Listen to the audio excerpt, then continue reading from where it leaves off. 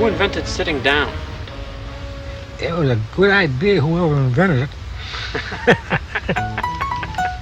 As an activities director, I saw that I should kind of bring the outside world in a little bit and break up the routine of their days.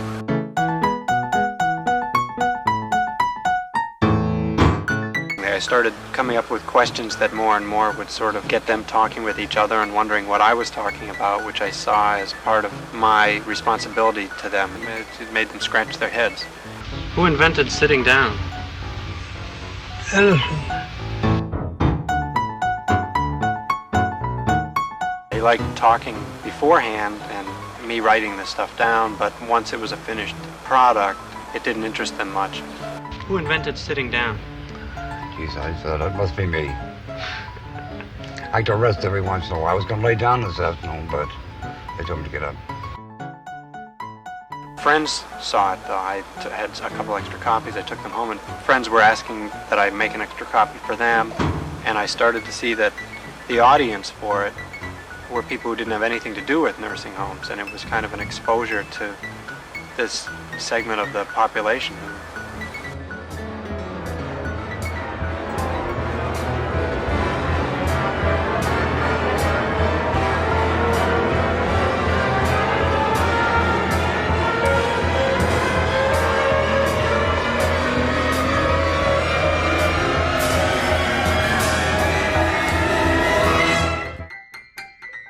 I thought I would do it for my whole life because I thought I'll just grow old, artistically it would be this thing. And I thought, yeah. So I got to issue 187 and just thought, the metaphor that always shows up in my head is from The Wizard of Oz when she threw the water on the witch. And then there's that moment where they all get quiet and one of the guards says, "You killed her." I stopped the Duplex Planet, but I think, oh, actually, I feel good.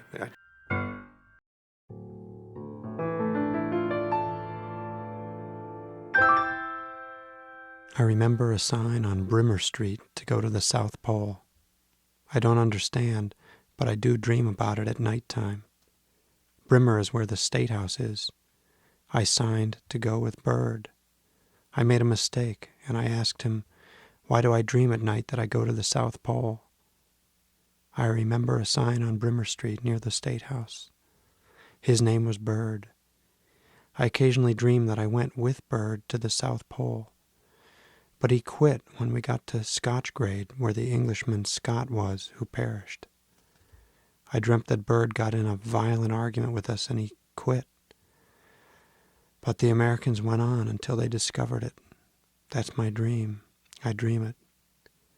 Why is my side all numb? I must have gotten frozen.